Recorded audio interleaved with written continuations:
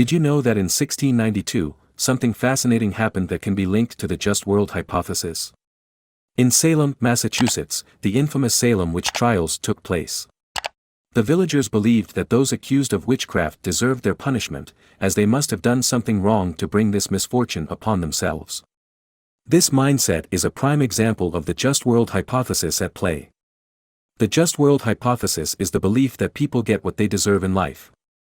Good things happen to good people, and bad things happen to bad people. However, life isn't always that simple, and this belief can lead to victim blaming and a lack of empathy for those who suffer. Hey rational rebels! Welcome to the arena of reason, the very place we train our minds to spot cognitive pitfalls. This is Chris from Critical Conditioning, where we strive for cognitive precision and free our minds from that mental prison. Today's episode delves into the intriguing concept of the just world hypothesis, a mental framework that often affects our perception of the world. Join me as we unravel its implications and explore how it shapes our thinking. But before we dive in, I need your help. Smash that like button, subscribe to our channel, and ring that bell to stay updated on our mind-strengthening content. Plus, consider supporting our mission by donating via the PayPal link in the description. Your generosity fuels our quest for critical thinking. Share this episode with someone you know who might be impacted by this bias. It's all about empowering you to think critically. Let's get started.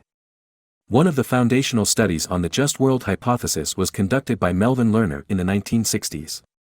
Lerner found that when participants witnessed another person experiencing pain, they were more likely to devalue the victim if they believed the suffering was unavoidable.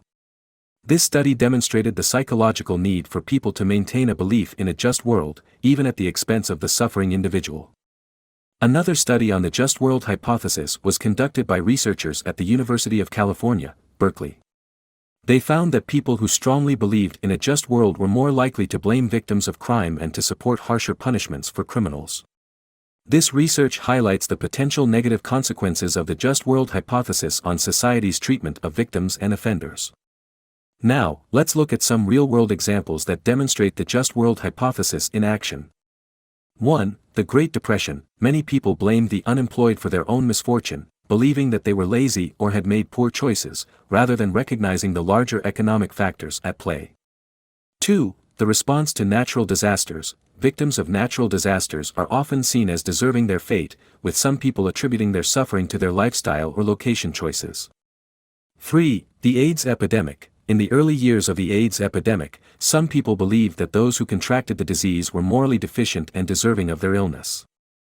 4. Homelessness. It's common for people to believe that homeless individuals are solely responsible for their situation, rather than acknowledging systemic issues that contribute to poverty. 5. The caste system in India. The caste system, which divides people into different social classes, is often justified through the belief that individuals are born into their position due to their actions in a previous life.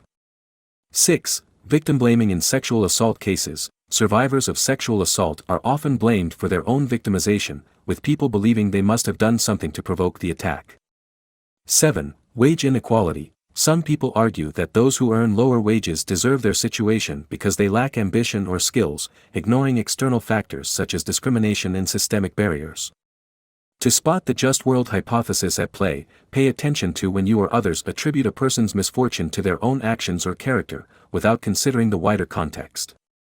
When confronted with suffering, ask yourself whether your initial reaction is to seek reasons to blame the victim, rather than empathizing with their pain. To avoid falling victim to the just world hypothesis, it's essential to recognize that life is complex and not always fair. People can experience misfortune for a multitude of reasons, many of which are beyond their control. Develop empathy for others by putting yourself in their shoes and considering the various factors that may have contributed to their situation. Be open to challenging your assumptions and beliefs about the world, and actively seek out different perspectives to broaden your understanding.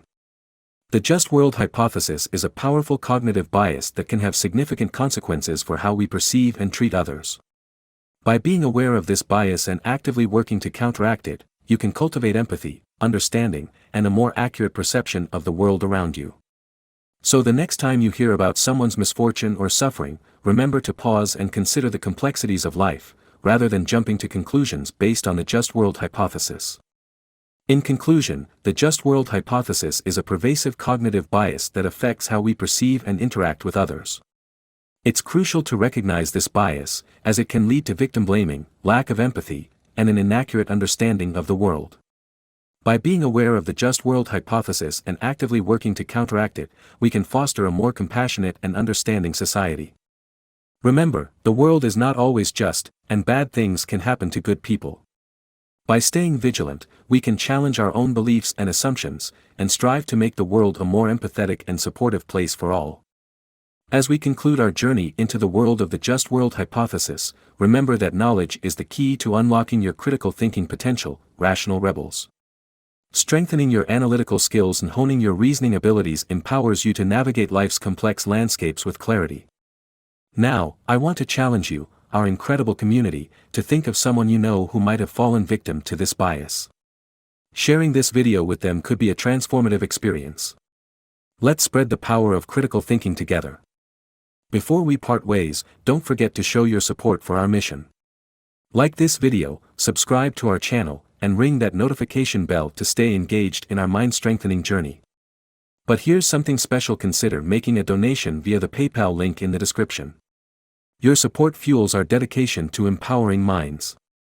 Keep your mind sharp, rational rebels, until the next time we meet in the arena of reason. This is Chris from Critical Conditioning signing off.